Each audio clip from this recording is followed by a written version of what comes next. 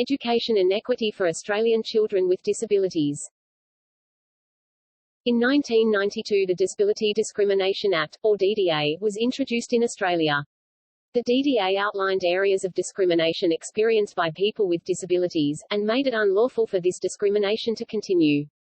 Education was one of these areas, and the DDA's goal was for people with disabilities to gain equal access to education, including in mainstream schools. Unfortunately, after the DDA was introduced, segregation of children with disability in Australia increased. While the DDA outlined how people with disabilities should not be discriminated against in educational settings, no clear framework for how to provide an inclusive education was developed.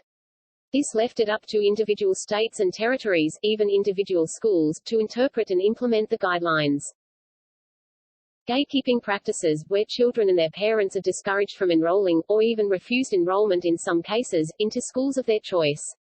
Offers of partial enrollment, due to insufficient staffing or resources, is also a common occurrence, with children with disabilities being asked to come to school later, or leave earlier because of this. Even once attending mainstream schools, children with disabilities continue to face discrimination. Segregation from mainstream classrooms, and learning experiences is common. This extends to educational and social experiences outside of the classroom as well. Events such as excursions, discos, and school camps are common examples where children with disabilities experience inequity. Being asked to stay home, or requiring a parent chaperone to attend are examples of this. Segregation also occurs in the form of suspension and expulsion, which alarmingly is increasing in Australia. Human and material resource allocations are also contributing factors preventing inclusive education. How resources are allocated and distributed is not mandated across Australian states and territories, often leaving individual schools to decide how those resources are allocated. And even when these resources are distributed thoughtfully to target inclusive education, there is often not enough to suit the individual needs of children with funding allocations, let alone children who do not qualify under current funding models. In addition to limited human resources, the provision of adequate training on inclusive education for educators is limited. Formal training for teachers often consists of a singular topic during university. Any further education on how to effectively implement inclusive practice into the classroom is reliant on professional development guided by the school, or privately sourced.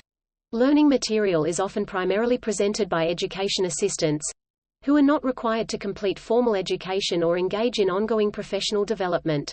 By not educating our educators on what inclusivity looks like in the school setting, we are not giving them the tools to effectively provide equitable education to all of their students.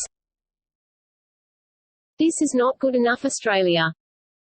By denying children with disabilities the right to a valuable and inclusive education, we are denying them a fundamental human right. Continued segregation fosters continued marginalization, not only in the school setting, but in the community. The negative impact this has on life outcomes, mental health and well-being, and the social experiences of children with disabilities and their families, is well documented. Yet we fail to see significant change and progress in this area. Change needs to occur at all levels. Both federal and state-level governments need to be held accountable through aligned policies and regulations. Inclusive education needs to be defined more clearly. Universal design for learning provides a framework on how equitable education can be achieved. Human and material resources need to be increased, and allocation and distribution need to occur with inclusive education in mind. Educate our educators. Research and development of educational aims for inclusion in schools, which can be implemented during formal training, and continued throughout ongoing professional development. But most importantly, we need to empower and listen to the voices of people with lived experience. These should be the guiding voices in all change, to ensure equity is achieved in Australian schools. I am currently working towards change with the children I work with.